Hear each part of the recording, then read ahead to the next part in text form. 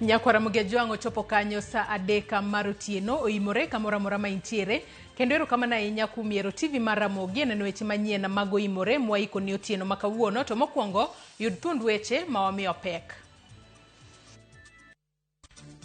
Menyo dhi nyime ne ringre jolupo adek manyolware nam bang' yamo ng'ielo yiegi e dhowath madhogoe odhiambo manyoro ma onego ji abich.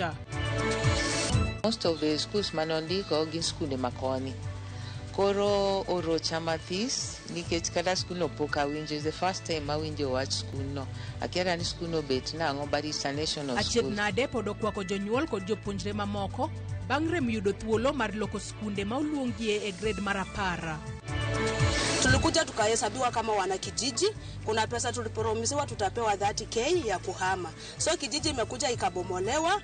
President alikuja akalonji nyumba phase 2, lakini tujapata bado nyumba hadi hata ufungua tu kupewa. Jodak mamukuru e bore Nairobi, yuak ni poko chopne gisingo maneja ten pinyo chiwo, mar chulogi mondo gidonje udi manyiena.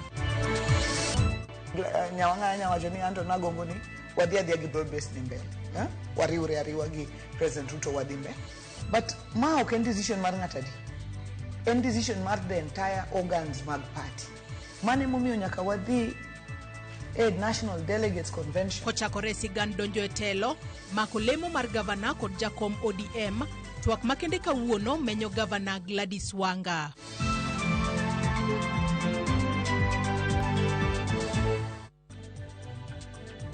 Nyakwara Mugejuang mago kachiel kod mamoko mathoth e yor adimba arwakini machiegni ye mar mondo mi ber kodwa nyaka e giko mar weche manyiena mago imore.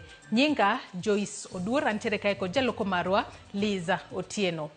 Menyo dhi nyime ne ringre jolupo adek manyotho e nam Lolwe e dhowath madhogoe e sub-county ma Usigu kama jolupo abich nyothoe.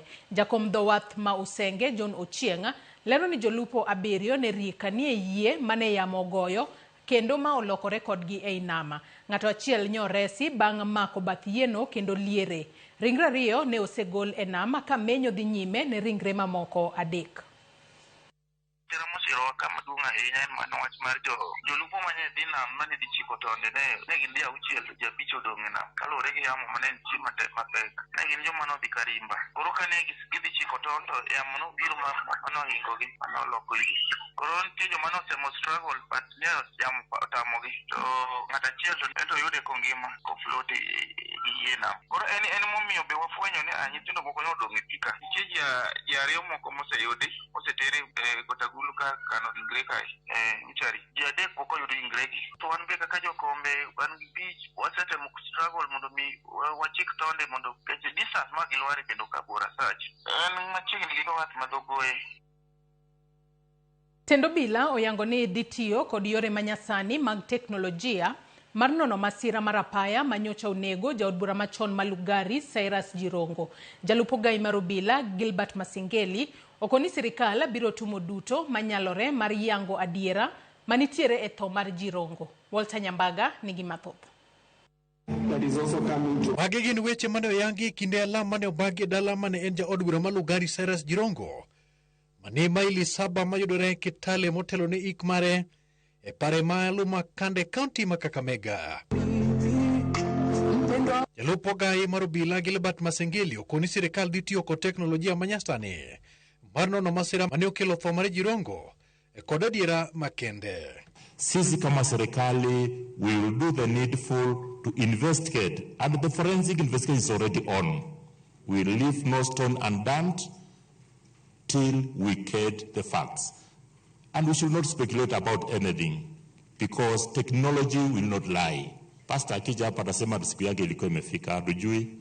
Lakini ukweli wa mambo ni kwamba as the government we will do the needful to ensure we get to the bottom and logical conclusion. Kata kamano, moko kuom jotelo mane ochopo to oseyo sirikal ka gidwaro ni mondo oket ayanga nonro ewi tho mar jatelono, ka gitelo ni familia dhi dwaro nonro margi giwegi kaluwore kod kaka sirikal yulo ewi nonro mar tho Jirongo. Na wachunguzi wa kibinafsi ambao nilikuwa naona ripoti yao jana usiku, wanasema pia gari hilo lilipoonekana kwenye vyombo vya CCTV kule Naivasha lilikuwa na watu wawili wameketi mbele. Nyuso hazionekani lakini linaonyesha kuna watu wawili wameketi, so hakuwa peke yake. So mbona kwa ajali ambayo inasemekana ikaja alikuwa peke yake? Ukiona watu wanaenda mpaka wanasema watatoa tochi, ati sasa wanafikiri polisi wameshindwa na kazi, sasa tutumie tochi. Hii tochi itaweza kama polisi hawawezi? Ikineno bende familia kod osiepe Jirongo opako Jirongo kaka jatelo ma osiep ji ma kendo ma jachiwre to kod chiwo. Huyu mwenda zake aliongolea umoja wa jamii Asaya Mulembe. Tumepoteza, ndiyo umepoteza kama familia, lakini sisi pia tumepoteza. It is very hard for me to imagine that we shall not hold discussions over farming, over politics, over the family. It is very hard. Cyrus was the cohesive factor in this home. He was the unifying force. Mosenindo Cyrus Jirongo ichano kowe pare maluma kanda Lugari e county Kakamega. Mbarikiwe sana. Asanteni. Walter Nyambaga, Ramogi TV.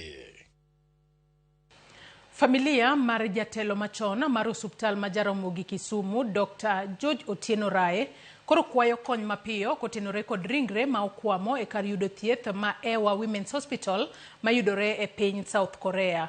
Ma en kaluore kod omenda moheo milion 17 mane nyuolore e thuolo machuok mane opodho apoya e pinyno kane odhi e romo mar tend county ma Kisumu mar LREB kaka ilero kod nyawadgi Laktar Kamarogo e lo familia. Millicent Adhiambo miyo waler mathoth. Etwak maragi Ramogi TV e lo familia. Dr. Kamarogo mainosiep mangeta gimosenindo George Otieno Rae yango ni Rae ne olalo ngimane apoya e kinde romo mar joket mwandu mar LREB mageto bero sekta mar thieth kotenore kod tuo kansa e piny South Korea. Kuma bang'e weche mag chudo ne thieth mare ne ochako mienjo. Rae no kodhi Korea no dhi thieth, no dhi tich, nen ng'ama wuotho kaka in gi an, nok ni en gi midekre moro. So gino yuda kaka nyalo yudo ng'at moro amora. Koro kachopo tarik 4 to ema Tabo yudo wuoyini. Nene odhi idho bas to sim dichiel. Kosetere osiptal nendo ka in ng'at mok jakore to nyaka ichuli kithiedhi. To ne gikawe bugichako thiedhi. Bukete ICU. Ka ging'iyo to ginwang'o ni kara wuoyi nowuok kae kaka delegate to nigi onge gi health insurance. Olero ne riwruok mar Kenya Medical Association ne ochuno mondo odonjre wachno mondo ne Rae thieth mapiyo kuom hawi marach. Rae ne oduogo owito ngimane, gino mane omiyo osiptal ma South Korea nyono piny ni ringre Rae ok gol kapok ochulo omenda mane omedo dhi malo nyaka milion 17. Koro kano Nyasaye omeni koro inyiso madam ni eri koro en ka bill koro wamiite ma en milion 17 to kapod uwe body kae to odiechieng' kodiechieng' en $400.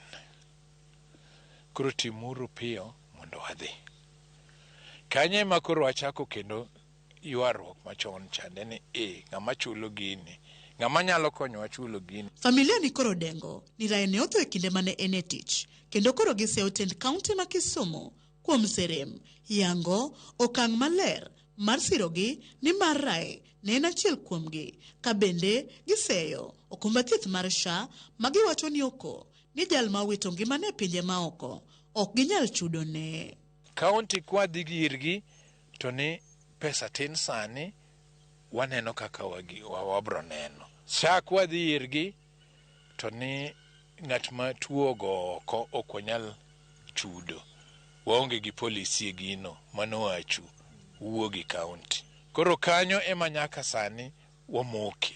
Ewi mano koro gikwayo kony mar omenda kuom ng'ata ng'ata mondo ginyal kelo ringre wuodgi ma Dr. George Rae pacho motelo ne chano nyasi mar ik mare e gwenge ma Magwar e sub kaunti ma Seme. Sani choko mwaeg dwaro en nikech onge kumoro mwanyalo gole pesa no. Mane gima family neno sani late.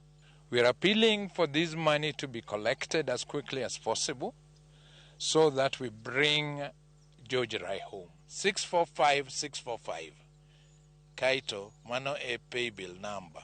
The account en Rae.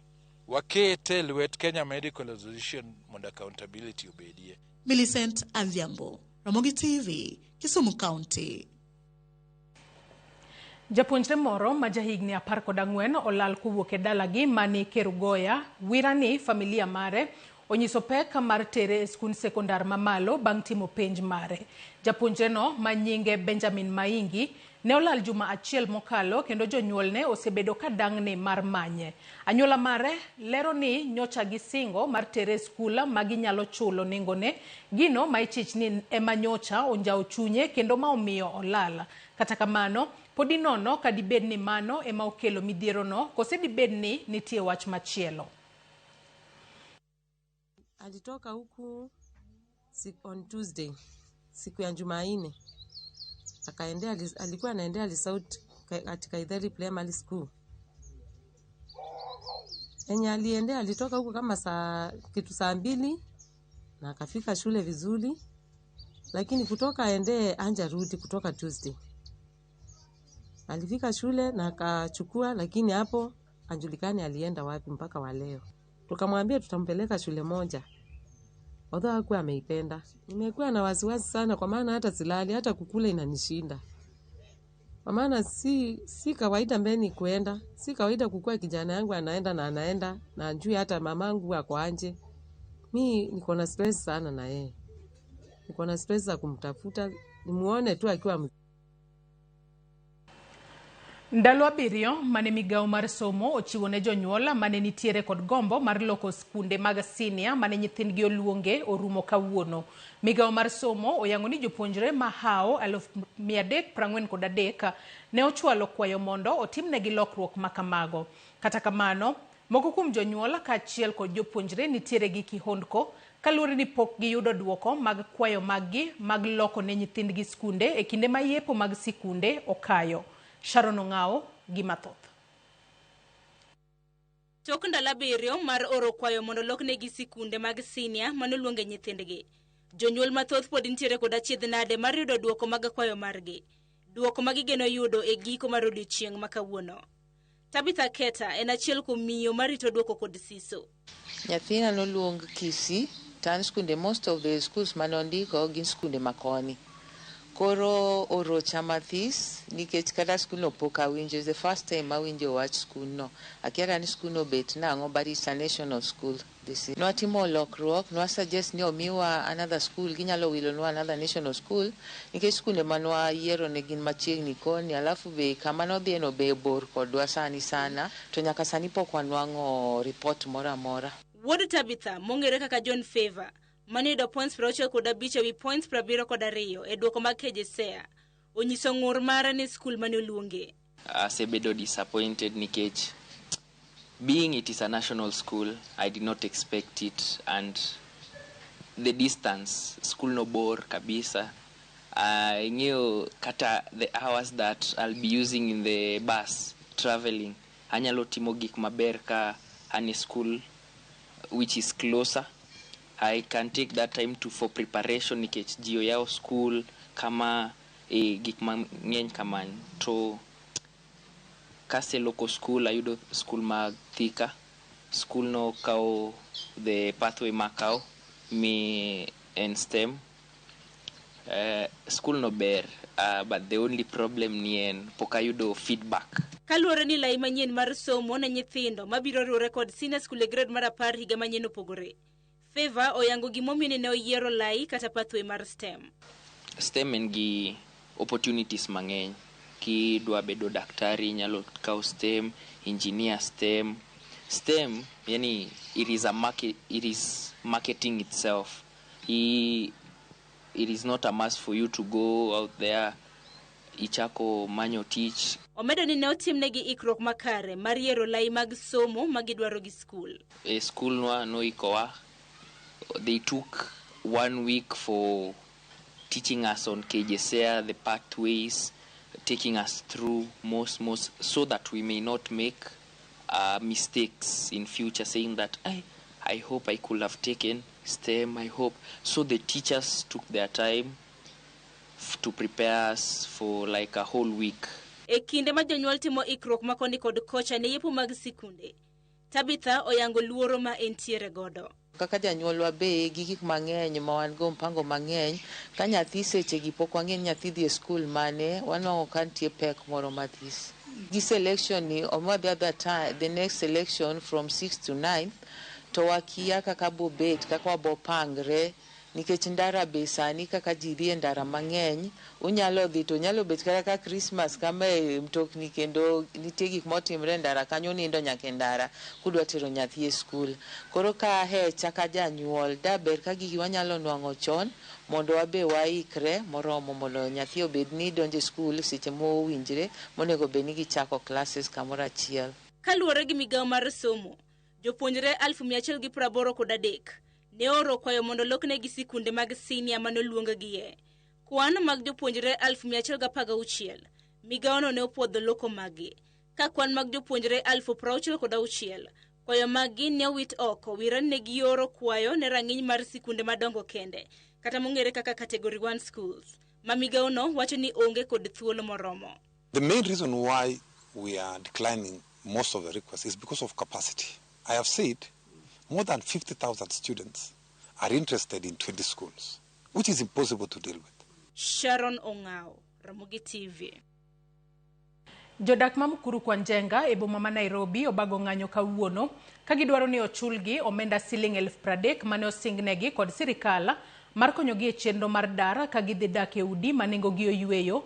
Ka giywak ni en dweche 6 koro nyaka ne gidhi dak e udigo ma nengogi oyueyo to pok omigi pesa moro amora. Giywak ni deko e chulogi pesa no koro miyo ok ginyal dhi mbele kod ngimagi mapile ka pile ka bende udi mane gidonje onge gik ot duto kaka ne osingnegi. En ng'anyo mane ochakore e yokinyi oko mar apise sirikal mochung'ne udi manengogi oyueyo e boma ma Nairobi. Miche gi miche mag jodak mamukuru kwa Njenga ochokore oko mar apisego ka giywak ni nyaka ne gidar ka gidhi dak e udi manengogi oyueyo pok omigi omenda siling 30,000 mane jatend piny nosingo negi mar konyogi e dar kod dhi mbele kod ngimagi. Kuna pesa tulipromisiwa tutapewa 30K ya kuhama. So kijiji imekuja ikabomolewa. President alikuja akalonji nyumba phase 2 lakini tujapata bado nyumba hadi hata ufungua tu kupewa. So kijiji imebomolewa, tunanyeshewa mvua na watoto. Sisi tuliambiwa kwamba tutapatiwa pesa ya facilitation. Na tumekaa pale, tumekuja tumebomolewa. Unajua sisi tuko hapa lakini ukienda pale kwa ground ndio utapata venye mambo iko. Tukafurahia mipango ya rais venye anasema nini mambo mzuri nini tuka give in kwa hiyo maneno. So nakuja ya kwamba pesa ya facilitation hatujapata. Tumebomolewa. Sasa tutaenda wapi? Kaluwore kod jodaggo ne omigi kadi moyiedhi mar dhi dak e udigo to kata kamano thothgi manigi kadigo pok oyudo pesa mora mora. Kwa wale watu wenye wachapata hiyo pesa already we have it. So we are around out of 1080 wamepata watu kama 400. So 600 and 80 hawajapata kitu yoyote. So hiyo record yote tumesafuatilia, tukapita kila block, tukafanya bloglam, tukaulimbia watu tuletee kadi yako, tukaangalia, tukapata. Sasa unajua kama huyu mama amesimama hapa, ama umenyama kwa hapo ndugu yangu. Yeye anasema hajapata. Tukasema kucheni basi hizi wote ground floor. Tupatane chini kwa kiwanja tuongee issue. Tukahesabiana. Tukaona tuko watu around 680. Endegi yuakni ekinde manegi donje udigo, ne osing mar miyo gi kombe, mesa kod gik mamoko mag ot, to nyaka sani poko migi kata obedo ni gisebedo ka gichulo mondo migi gik ot. Kwanza nyumba yangu mimi hakuna, nililetewa mattress na kitanda. Sijaletewa kiti, sijaletewa wardrobe, meza, na tunaambiwa tugoje. Tunaambiwa bado tugoje. Na tunalipa 42. At all. Mambo ya furniture tumeshinda tukiongelea, being that tulikuwa tumeambiwa you can come and then mtapata nyumba ziko sorted. Tulipata ziko sorted, tukaambiwa tungoje for a bit zitakuwa sorted. We have been here for 6 months. Tunashanga hii a bit imekuwa forever ama what is happening. Tulipatiwa at first GOK tushikilie. GOK zenyewe hata ni zingine ni kuomba tunajazilia. Kitana ni 5.5, GOK ni ya 3 inches. Jodago koro kwayo jotengi mondo uogoko okonygi mondo chulgi pesago kagi wacho ni gin gi ranyisi moromo ni gidak e udigo. Sisi ile kitu iko hapa chambo kuu, tafadhali hao watu kama hii pesa naomba kwa mikono ya watu, viongozi wetu kutoka juu watutetee pesa iriliziwe, kila mtu apate pesa yake kwa mfuko because wako na data. Hawezi tuambia kuna data ina correctiwa tena ya pili. Because ukiona huyu mama kakodai kadi kwa mkono kadi kama hii tukiwa nazo, hizi kadi siko kwa system. Hizi kadi ndio system yako inaonyesha mimi kama mimi posire niko kwa system, nyumba yangu ni block gani na au namba ngapi. Kaluore kod ote mawayudo kowuok e apise mochung'ne udi manengo gi oyueyo, jodak mane odar kowuok Sepu, Mariguini kod Mukuru owinjo mi 30,000 kendo chenro mar chulo gi osebedo kadhi nyime e dweni. Ka ikin ji 7,000 ma owinjo chul, ji mohewo 4,000 oseyudo chudo ka chenro mar chudo gisingo ni biro rumo jumani. Faruk Kibet ma en jating dai mar jatend piny William Ruto okwedo ripode mawachore ni paro mar dwaro timo lokruok ne katiba geto mana medo thuolo ne jatend piny omed bedo e loch. Wacho ni paro makamano en mana mar yawo thuolo ne gwenge ma osejwang' bende. Ne uloso e kinde yao kar chanjo jamni Mama Lava kama ne otene gi jotelo mamoko. Nataka muuliza watu wenye kupinga kila kitu. Imesemekana referendum sio ati ya kuongezea president muda. Unaongezea nini? President anatosheka na 10 years Mungu akipenda. Mulia mwingine akuja achukue nafasi. Nyinyi mnasema area ambaye iendelea kama Malava iendelee kujenga area ambaye imeendelea. Hiyo ni haki kweli? Nyinyi mko na korofa barabara ya korofa hapa? Yale watu wanatudanganya na tunajua wazo ya Mudavadi ilikuwa wazo mzuri. Kwamba tuangalie maeneo ambaye imesalia nyuma, siangaliwe. Hao wanabadilisha, wanasema Ruto anataka utawala. Kila mtu anaishi kwa mipaka ya Malava. Kila mtu ni Mkenya na analipa tax. Mimi nawahakikishia ya kwamba kama kiongozi nimechakuliwa, uhasama wa siasa upaki nyuma, tuendelee tukichenga constituency yetu. Sawa? Malava itachengwa na sisi wenyewe, lakini tukae pamoja tukisema kwamba mirengo ya siasa irudi nyuma, tuende mbele.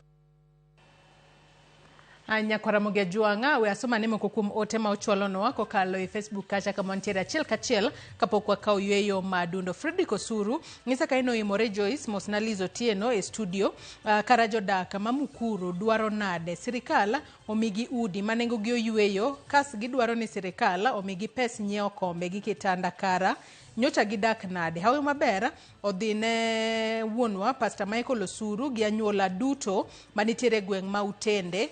Owacho kae ni kachiel gi Honorable Mano Babu Wino, Mano Fredo Suru, entiere Dandora Phase 2. Ote machielo, Benosia, bendo wacho ne embendo wuoyo kotudore koda jogo ma ni odak e kar dak mano ma Mukuru e ute manengo gi oyueyo. Pija jachuma mar Nyamasare ya Kisumu wacho na neno malera kendo makare ka wan Nyamasare ya Kisumu kod min oda mano Mama Brighton Aseko Kera koda jochuma duto makisumo. Elijah Marshall benengisa ka eni Joyce Oduor, Ramogi TV chopo makare Oyugis Nyangiela akwayo hawi maber mar Happy New Year kod Children of God Regeneration Oyugis Church kotelnegi gi Reverend Ondiek kod Pamela Ondiek kachiel kod mama na Eunice Auma Ayuni Nyopolo kod baba na Peter Ouru gi osiepa Dorina Lucy. Happy New Year. Nyako Ramogi Jwang med mana kete Ramogi TV weche manyien mago imore waka uyoyo madundo waduogo kik idhi mabor.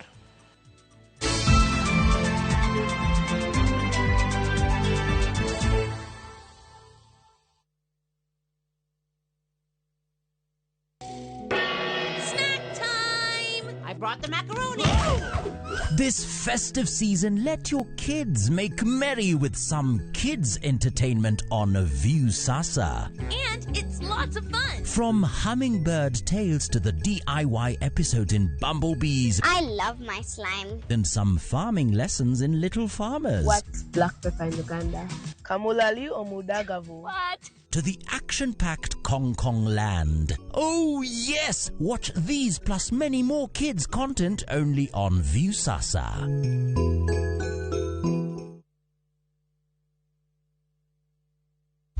Teke na we go border. Chanua Jam, Fika on time at the lowest charges in town.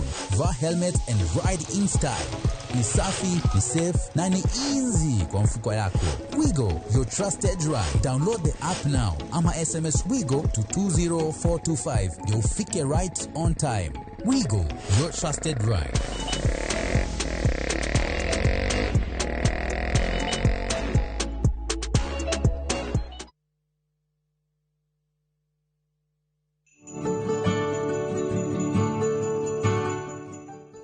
Mor kod ilo okwako pinya kwa Ramogi Jwang kinde gi ma wantie sikuku. Dhok, rombe kachiel kod diek thosi waya. Mor ma wan go sani nyaka Ramogi Jwang kik icham kendi nyaka Ramogi Jwang para ne nyawadu.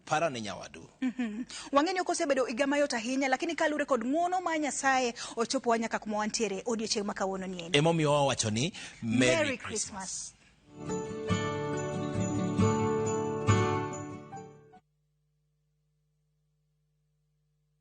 Come on, Peg. Hey guys, guess what? It's time. It's time. Na mimi nimejump in. Wacha niweke mix. Neihida. Ase donjo. Wachak teach. Playlist. Iko ready. Totisharagero, it is time. It is time to celebrate and give thanks to God. For the year that has been. Netoko goere. Tuvuke na shangwe. Tuinuke. We wish you a happy 2026. Happy 2026. Happy 2026. Happy 2026. Tuvuke mwaka in style.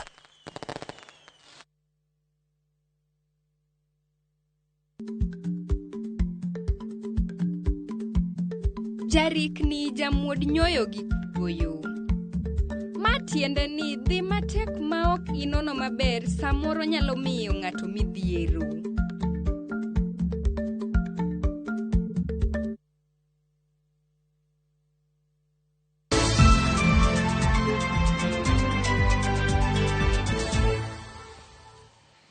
Machiegni kendo nyako Ramogi Jwang wadhi mbele kod weche manyien mago imore. Riwruok mar okinde matindo mawuok Kaluo ka otenore kod piny owacho ochako chenro mar neno ni oganda to ahinya rowere okawo ombulu opande kod chenro mamoko mag piny owacho. Jafambo marwa Juma nigi lerno. Chenro ma kawo ombulu opande kaachiel kod kata kumbano mar thieth mar SHA osebiro ka digni gwego ma Kaluo ka oganda osebiro ka ywago bor mar kuonde mikawo chenrogi kod midhiero mamoko. Kaka yo mane ni oganda okawo pande, ombulu, kod kumbano mar thieth mar SHA, riwruok mar okinde matindo mawuok Kaluo, ka otende kod piny owacho, ochako chenro mar tero chenrogi machiegni kod oganda, mondo gibed kod yot e yudo chenrogi, ma oting'o yudo pande, ndikruok kaka jogo ombulu, kaachiel kod kumbano mar thieth ma ong'ere kaka SHA. We cannot influence and we cannot inform the next government if you are not part of it through voting. Without being registered as a voter, you are invisible your voice is muted and your future is being negotiated in the rooms where you are not there. So please, I urge you just ensure that you are a registered voter so that you can negotiate where people are negotiating for other opportunities. The main reason why we are here is to push for voter registration. Recently, we had the annunciation from the IEBC and the target of 6.5 million Kenyans for the registration of new voters. And as part of our role as advocates is to push to ensure that members of the community, members of the society and the public at large realize this democratic right. Nilisikia jana atisha napewa watu bure bila kulipwa pesa. Na nimepewa iko nayo sahihi kutoka wiki jao ama kesho. Mimi akiwa mgonjwa mimi taenda hospitali tena tatibiwa mzuri na wajukuu yangu. Sahihi mimi iko tu na wajukuu. Telruok maro kinde matindo makaluo ka otele ko jakom mar Gichabi Otieno wach ne gigombo mondo koro ng'ato moro moiga 18 mawuok kaluo obed kod duole pacho kae gin manyalore mana ka gin kod pande kaachiel kod ombulu. And in giving back to the society, we organize this event to ensure that members also come to register as new voters. And so far, we are looking forward to hitting the target as announced by IEBC. Vijana yote nitaelesha kutoka leo aende achukue ID, alafu achukue kura. Siku ya kura au afike mapema aende kupiga kura ndiye apate matunda ambao hata leo nimeshukuru sana kwa maana nimepata matunda bure. Efia Chemenja lobja ko rogno maro kinde matindo mawuok kaluo wach rawere nitiere kod ting' maduong'. Eneno ne gibedo kod telo makare pacho kae gin manyalore mana ka gintie kod opande kaachiel kod ombulu. A voter's card is the only way we can change the course of our region and the course of how we manage Kenyan politics. And it's important that everybody who gets to 18 gets an ID and gets a voter's card. And as Young Lawyers Association and Young Ukil Kamaloka, our message is register, get an ID, and also register to vote. Be the change that we want to be. Ka opogore kod siro chendogo maka opande, ombulu kod kumbano mathith mar SHA, ruogni maro kinde matindo makaluo, bende dhi nyime kod konyo jopiny e luwo mokuom cases ma osekuam midoho kod kata mago mabende koro pok ochopo doho nono monge chudo. And we're looking forward to going to another place in the near future just to give back to the society that has raised us to who we are today. We've been able to handle 17 cases. Some are active cases. Some are cases that went quiet for a while and members of the public did not know how to pick them up. And because of the expertise that we have as advocates, we are able to assist them and free of charge give them legal assistance today. George Juma, Ramogi TV, Migori. En loch ne ji makao kata mosekao hola e bengi mapachoka bang' doho wito oko kwayo mar riwruok mar weg bengi mar dwaro ni omigi thuolo mar medo nyinyo e wi hola kaka gin ema gidwaro. Doho oyango ni serikal kokalo migawo mar omenda nikod ratiro mar rango meto makamago kapok ochopo ne japiny man kod hola. Cleophas Oluoch ne obedo gi twak gi jalony e weche omenda kendo koro okolonwa mathoth e wi wachno. Ma en bura mane omaki dwe mar ang'wen higani mar 2025 gi riwruog weg bengi ma pacho kae Kenya Bankers Association ka gidwaro mondo ombek chik matayo kaka imedo nyinyo kata interest ne hola ma ikawo e bengi. E ng'eto ma ogol gi jayal bura Peter Mulwa, bengi onge kod ratiro mar medo nyinyo e wi hola ma osemi jopiny kapok opuodh meto makamano gi jatend migawo mar omenda. Jolony rango okang' makamano e yo mane? Japiny ma kawaida kata ja biashara kata ng'ata makao loan e bank koro ok bed gi wasiwasi ni onyalo chiewo kiny to yudo ka bank koko wuoyo kode kata koko o informe obukore omedo pesa monego be no chulo every month or pesa ma interest ma ornyinyo monego be ni loan neno tiyogo every month. Okongi interest kata nyinyo kende.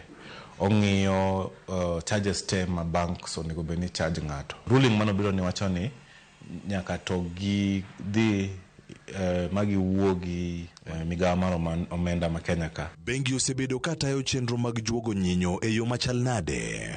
Yudo ni chon kane in gi loan e bank to bank wacho ni ka inflation odhi malo kata ka central bank rate odhi malo to giwacho ni because of that gibiro change rate ni kowuok maybe 10% to 15%. To gimane kaka ne gitimo mano giro ni ore SMS kata email. Sani wacho ni nitiere procedure manyaka to gidhiye. Maen chenro ma Kennedy Osano lero ni biro kelo ber mathoth ne jopiny kaachiel gi johala. King'iyo obiro konyo ng'ama ja biashara ma kawaida. Achiel kuom konyo mantiere en ni ing'eyo pile ni pesa michulo en pesa di. Bank nitie gi gimoro iluongo ni risk based lending. Imano ni give me loan kaluwore kaka inyalo chulo kata kaka inyalo chulo kata kaka ibro koso chulo. To mano gise dikaw for advantage mondo gimed loan malo. Gido ni ng'ama nitiere kaka koro wawacho for a very long time ni Kisumu nen political hotbed. Acha ni kanyo en high risk place. Kwa ng'ama timo biashara Kisumu en ochulo 30%. To ng'ama timo biashara Nakuru for example chulo 10%. Nitiere ji mamoko mane okawo lachon. Bende biro yudo thuolo mar ng'eyo ni gichulo pesa marom nade kinde ka kinde. Joma nosekawo loan makoro sani gitiyo gi loan gi ging'e maber ni ma interest mabro chulo nyaka loan ni room unless ni gimoro timore kata obedo migawo mar omenda approve mondo loan omedre. To bende ng'eto ni winjore makare ne ji te. Kennedy Osano lero ni pod weche moko ok lere iye. Gimok nen clear ni to koro ndalo machien kane in gi loan to nomed ma without the approval mar migawo mar omenda to bibro duok ni refunds go. Mana ng'eni ma jowa ng'eny biro penjo ni to kare kane an gi loan mane nitiere at 15% to koro sani iwacho ni kare ne banks onego be ni consult or ka approval mar treasury ok giro SMS kata email kata phone call to ne gimedo mara to be gibro duoka. Sani koro en rito mar neno ka bengi ma pacho kae biro luwo chikegi ma osebedoga to gidhi ataro margi. Cleophas Oluoch, Ramogi TV, Nairobi. Jakom riwruok mar Governors Ahmed Abdullahi ogolo singo ni counties nyalo dhi yudo omenda mathoth chakre e hik omuom manyien mar 2026-2027 bang' jatend piny William Ruto chwalo ne tend counties moko kuom tije mag counties ma sirikal mamalo osebedo katimo. Kaluwore gi okang' makamano mane ogo chapa e oboke moyiedhi mar sirikal e giko higa mar 2024, riwruok mar Governors chiegni tieko twak gi migawo mar omenda kod migepe mamoko mag sirikal mondo omenda makamago omi counties e budget manyien. Chris Owino leronwa matut. Dwaro mag Governors mondo sirikal mamalo omitelo mag gwenge omenda mathoth mag chwalo chenro mag dongruok nyalo chopo kare chakre e hik omuom manyien. E twak mare kod Ramogi TV, jakom riwruok mar Governors FCPA Ahmed Abdullahi oyango ni riwruok mar Governors migawo mar omenda kod sirikal mamalo chiegni tieko twak mar chwalo tije sirikal mag counties ma osebedo ka itayo kod sirikal mamalo kapok olos budget manyien. We're still having a debate with Treasury and CRA and the national government about the resources, all the resources attendant to those functions that are now gazetted, if I remember right, on the 16th of December 2024, to come to the counties. But that was a very bold move. And it's something that was always on the agenda, saying, why are you not devolving these functions? Why are you not transferring them? You're still holding our functions. So that was quite bold. Chenro mar miyo counties tije makamago en achiel kuom singo mane jatend piny William Ruto omiyo oganda jo Kenya kinde campaigns mokalo, singo mane ochopo kare e giko dwe mar 12 higa mokalo bang' goye chapa e oboke moyiedhi mar sirikal. And this way we're still saying, yes, you have transferred the functions largely, but the attendant resources have not all moved. Aspects of it could have moved. And that's why there was a bit of an increase from 387 to 415. So as we go through the negotiations for the coming year, which is financial year 2026-2027, this debate is rife. It's still there. It's at the table.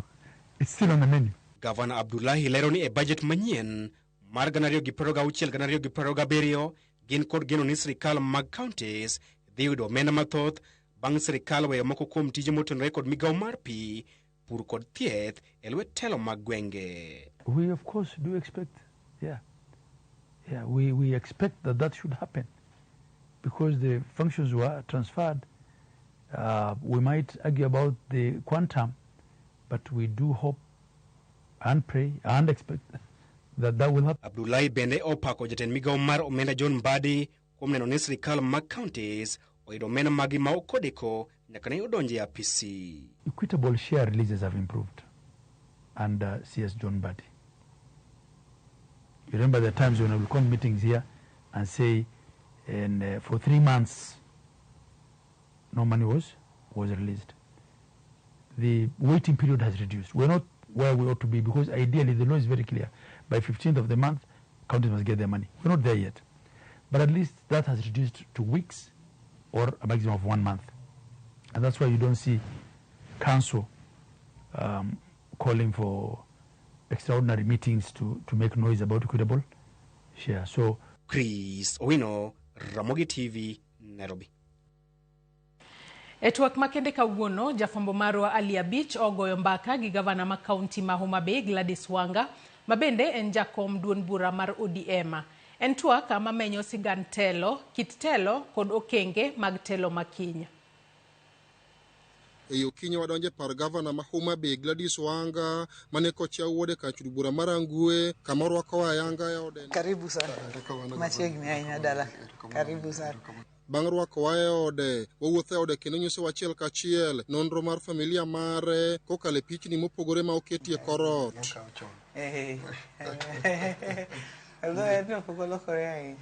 Mana kaka ng'ama miyo gavana dhi nyime kod tije mopogore jikon kama olose math mokinyi kendo oikore mar pidho wende moleme pare ka. Kidhi mbele. Koro nyomondi mago meki. Nyoyo bin gi duma. Aol ni chai ko sidhi maduma. Bende otero wachiel kachiel nyaka e puothe mar olembe kama onyiso wa olembe mopogore ma opidhe pare ka. Pok to gichiek maber, but gisechako next month icham. Even next month. Podotek. Podotek. Machunga benika gindi. Yeah, koro ma guardian wa mar. Bang'e to wabedo piny ka watwa kachiel kachiel e weche mopogore anyato mago mamulo dongruok mar kaunti ma Homa Bay, siasa mar duond bura mar ODM e kinde weche mamoko ma bende mulo ngimane. Okabana nya gavana thoth ji ong'eyi ka idonje lak mar siasa kichako ibedo woman rep mar kaunti ti higa par kapok idonje siasa ne in ng'ama chalo nade ang'o ma nitimo ma koro miyo ji koro ng'eyi ka koro idonje lak mar siasa? Naluwo siasa mar wuonwa kabisa omiyo adonge ot mar siasa. Kadhi e university, kadhi e high school, abedo ja siasa kuro, abedo head girl Kisumu Girls. Kadhi e university, ani mana Kongo bedo nyako mano Kongo bedo secretary general mar Kenyatta University Students Union. Wago siasa university be katieko tadhi e tich.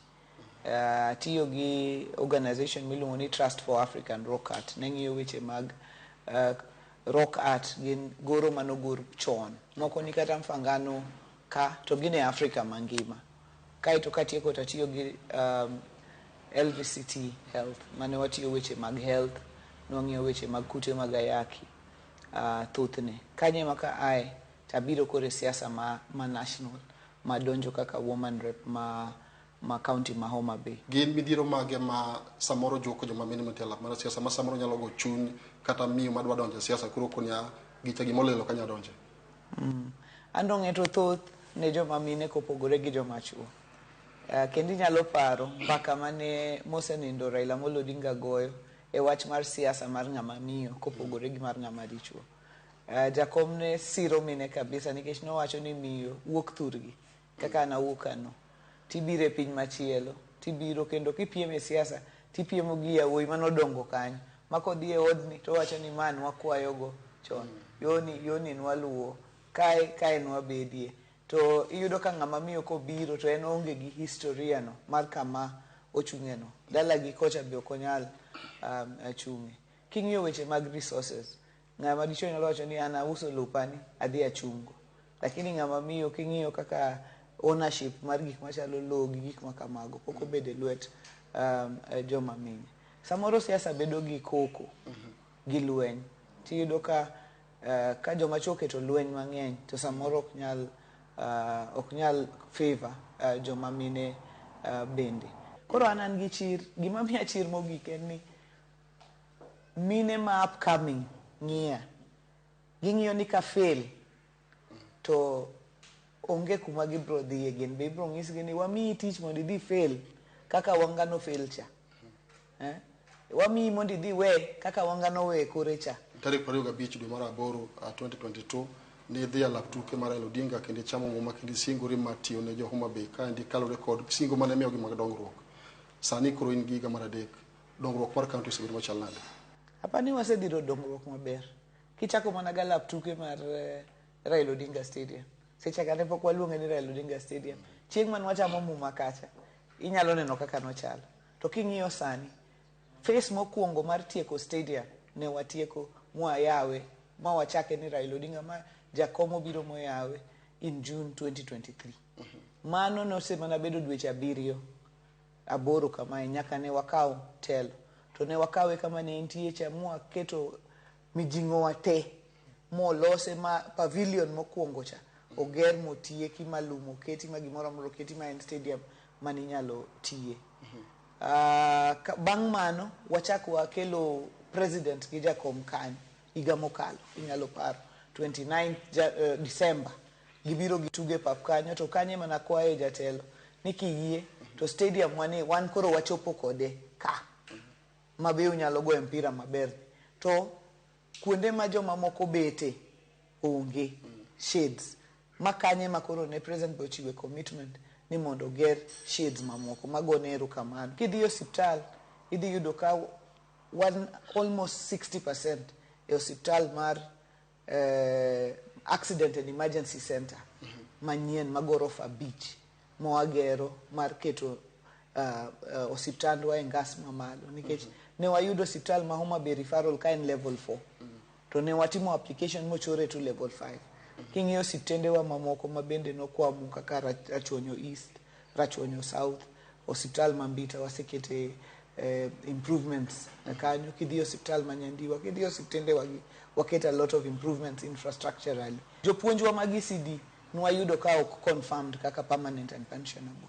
Sani wasenyocho wase confirm jopuonj 1,200 ma to permanent and pensionable. Wadong gi jopuonj 500 mwakochopo 1st of February ginte gibro bedo ka gin confirmed.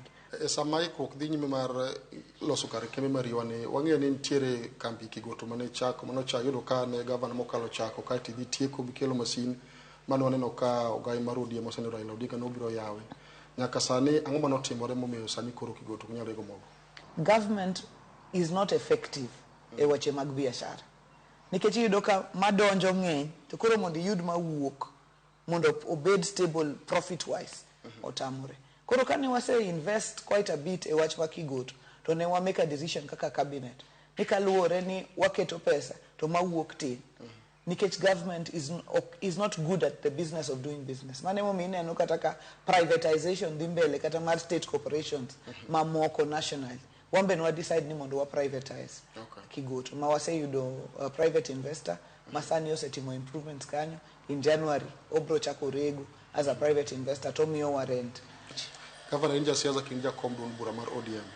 Tarik 15 madu mar 10 ne chapinyo kuyo ka ogai mar ODM onindo. Isebedo machal nade nyaka jakom Raila Odinga ninde. To ere kaka neno ka ODM dhi nyime ka onge Raila? Abicho osebedo kuyo maduong'. Aparo ni mana kaka lal mar jakom obwogo Kenya mangima gi piny mangima. Wambe nwabedo gi bwok maduong'. To kaka jo Homa Bay gi an kaka nyawang'e jakom nyo osiepwa mwang'e ni December kama nyaka ang' wayude kobiro otimo 1, 2, 3 kodwa. Omiyo en kuyo maduong', en bwok maduong'. To kata kamano en dwaro mar Nyasaye. Matiende ni wambe koro nyaka wafundre watuyo kanda mondo wadhi mbele. Aparo ni bwok maduong' nobedo ne chama mar ODM. Kendo nitie joma nowacho ni chama mar ODM nyocha en jakom to jakom ema nyocha en chama mar ODM. Matiende ni chama mar ODM orumo.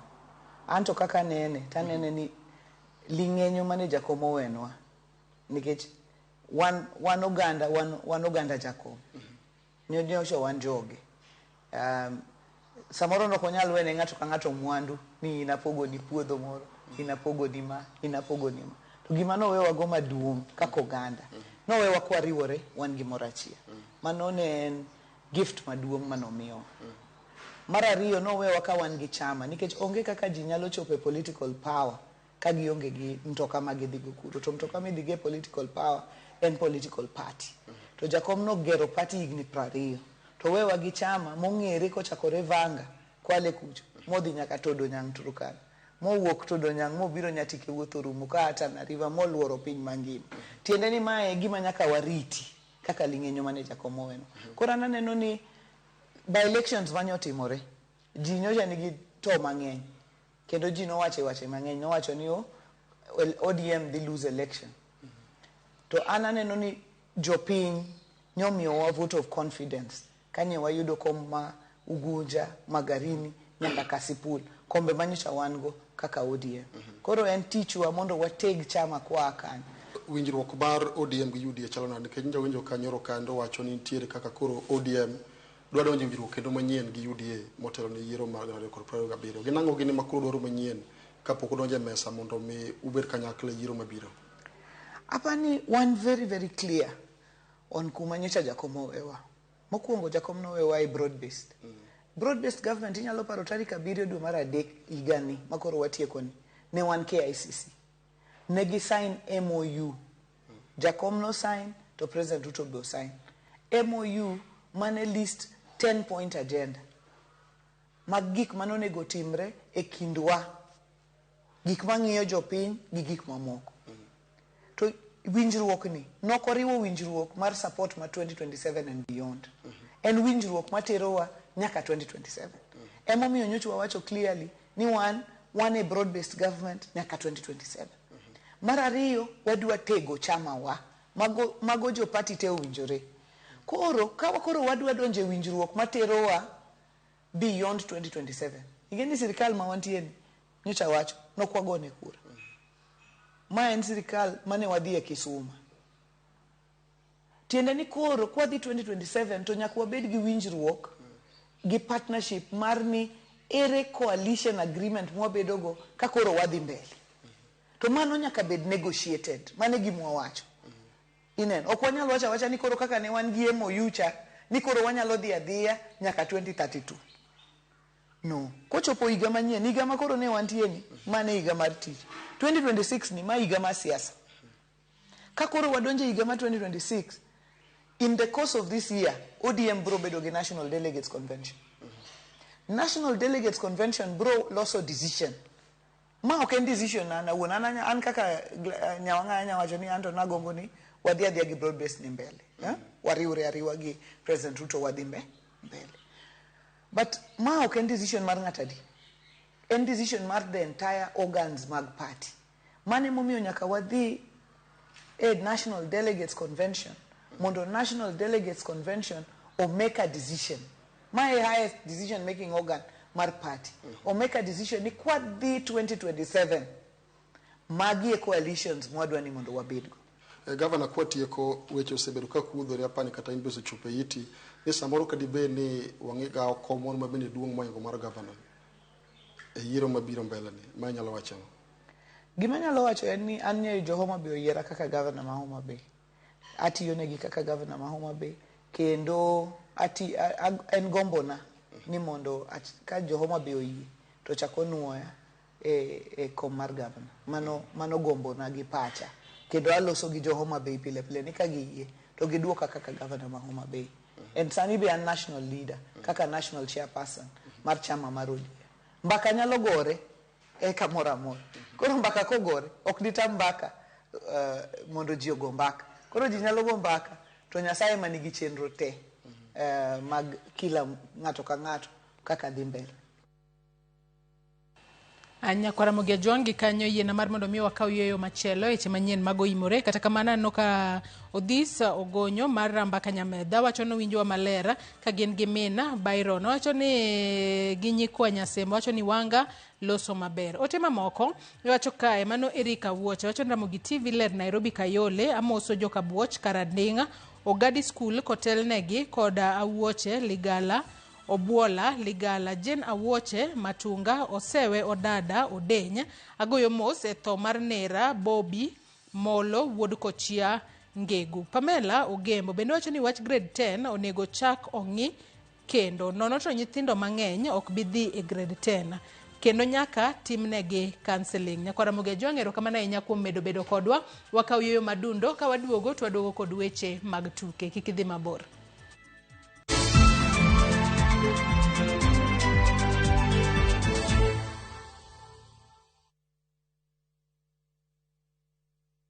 Are you a Kenya government civil servant no konaka emergency? Maybe your child is sick, rent is due, or unexpected trip came up.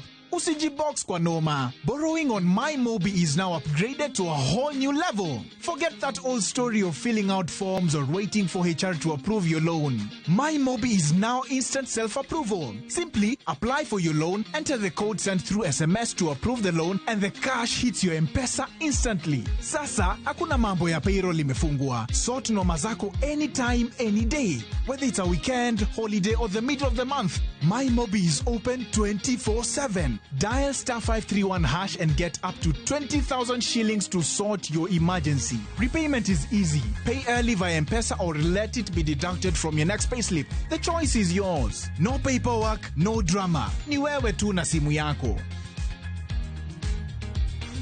With MyMobi, now you're in control.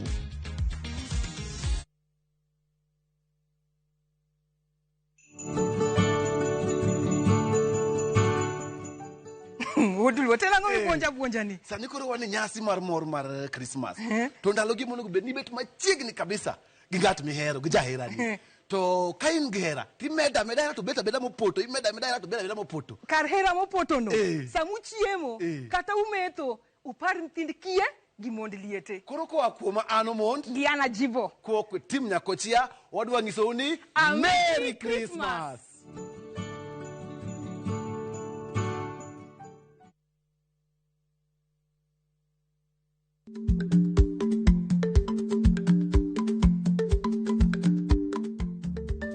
Dhako muol kadonjo, matiende ni, bedo ni ng'ato ling' e kinde ma owendo, ok ofulo ni omuol. Samoro en kod kido mamoko.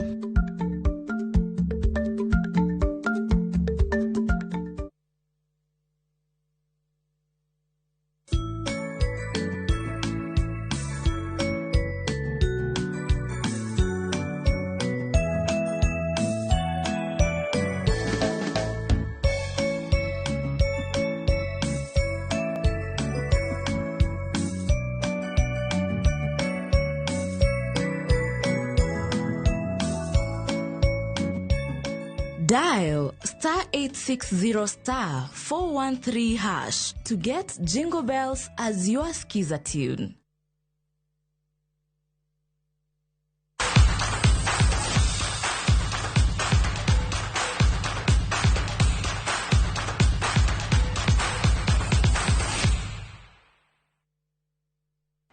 Ikruok ne tuke mag Auma Nyagoro Cup e ward ma Kibiri e kar chung od bura Makarachuonyo, County ma Homa Bay osechakore.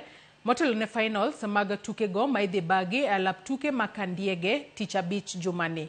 Auma Nyagoro Cup dhi bedo e tielo mokwongo kendo ochane gi patron mare ma en jatend migawo mar omenda e County ma Homa Bay Solomon Obiero kodhi kelo timbe te mawuok e location ma Kibiri ward. Time mag adhula maromo 8 biro larore e kinde tuke makamago ka timbe mamoko 8 bende biro yudo mich mopogore ka orumo. Kalure gi jakom chenro mag tuke mar Auma Nyagoro Cup Kennedy Ondiek, tuke go okaw timbe 8 mane owuok joloch e opiche mag adhula mane obagi e gwenge mopogore e ward ma Kibiri. Mich mopogore machalo omenda ma chenga, lep jotugo kata uniforms, okombe, medela kod mich mamoko ibiro chiw ka dwaro margi en jiwo talanta mag rowere e ward ma Kibiri. No, it's a fantastic opportunity for David Hamansenya, one of those spoken boots mpira woche mago mpira kendo idhi migi bende medela. Team mar namba 2 idhi mi shillings 70,000 cash to kendo idhi migi uniforms 2 bas imiyogi mipiche 2. Bas teams ma ochopo e quarter final te teams 6 modong' wadhi miyo shillings 22,000.